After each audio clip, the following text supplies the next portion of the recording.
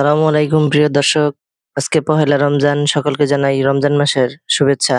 তো আজকে একটি গঠনমূলক ভিডিও নিয়ে আপনাদের সামনে চলে আসছি আমি হাসান রিয়াদ। আজকে সকালবেলা ফার্মে ঢোকা মাত্র একটা জিনিস দেখতে পেলাম। সেটা শেয়ার করার জন্য মূলত আজকে ভিডিওতে আসা। এই দেখুন, আমার যে গাভীটা বাচ্চা দিয়েছে আজকে 15 থেকে 16 দিন যাবত, সে এই যে এরকম পচা ময়লা ছাড়তেছে, লাল রঙের ময়লা। এটা মূলত কেন ছাড়তেছে বা কেন আসতেছে সেই বিষয়টা বোঝানোর জন্য আজকে ভিডিওটা করে। দেখুন লাল ময়লা, এই যে এই পাশেও আছে প্রচুর পরিমাণে, এই যে তার লেজে আছে। এটা একটা ভালো লক্ষণ। এটা অনেকেই জানি না, আমরা যারা নতুন খামারি আছি তারা অনেকেই জানি না। এর জন্য মূলত সকালবেলা যখন ফার্মে ঢুকলাম, ঢোকা মাত্রই মানে পরিষ্কারের জন্য ঢুকলাম, ঢোকা মাত্রই দেখলাম এরকম মল অনেক পরিমাণে পড়ে আছে। এটা আজকে থেকে শুরু হয়েছে আমার এই গাভীতে, এর আগে ছিল না। তো এর আগে ছিল না বলতে এর আগের বিয়ানগুলোতে ছিল, কিন্তু এই বিয়ানে 15-16 দিনের ভিতর আজকে প্রথম মানে এরকম ময়লা দেখলাম।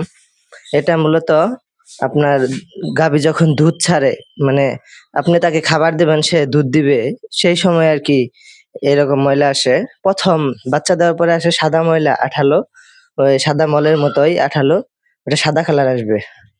কিন্তু 15 থেকে 20 দিন যখন হবে তখন আপনার এই যে এরকম ময়লা আসবে।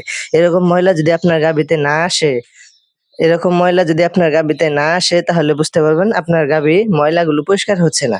তাতে যে সমস্যাটা হবে, আপনার গাভী দুধ ছাড়বে না, খাবার বেশি পরিমাণে দিলেও দুধ আসবে না পর্যাপ্ত পরিমাণ, এবং কি সে হিটে আসতে দেরি করবে, তার জরায়ু পরিষ্কার হবে না। তো এটা হওয়ার জন্য আপনার সবচেয়ে জরুরি হলো আপনার গাভী বাচ্চা দেওয়ার পর ইউটু ক্লিন বা জরায়ু পরিষ্কার হওয়ার জন্য যে ওষুধগুলো বাজারে পাওয়া যায় সেগুলো খাওয়াতে পারেন। অথবা আপনার গাভী বাচ্চা দেওয়ার পরপরই আপনি এই খাবার যে সোডা আছে, সেই সোডা আপনারা গরম পানিতে, কুসুম গরম পানিতে দিয়ে গাভীকে খাওয়াই দিতে পারেন।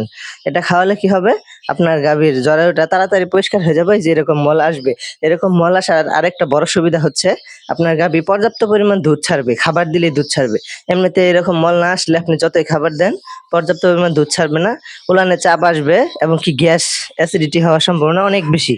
এই দেখুন, আমার এই গাভীটা বাচ্চা দিছে 15 দিন। এই কিছুদিন যাবত আমি তাকে এত খাবারের একটা প্রেসার দেই নাই। এই দেখুন এখন আড়ার অবস্থা দেখেন, উলানের একদম দুধে পরিপূর্ণ হয়ে আছে। ইনশাল্লাহ সে আজকে মোটামুটি 14 থেকে 15 লিটার দুধ দিবে সকালবেলায়। আমরা তাকে পর্যাপ্ত খাবার এখনো দেইনি। সে যা খাবার খায় তার থেকে 2 ভাগ দিছি, 3 ভাগ দেই নাই।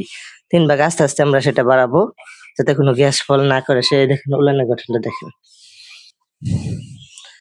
তো এ পর্যন্তই, এটা বোঝানোর জন্য আর কি সকালবেলা যখন ফার্মে ঢুকলাম, ঢুকে এটা দেখে আপনাদের সাথে শেয়ার করার জন্য এই ভিডিওটা করা।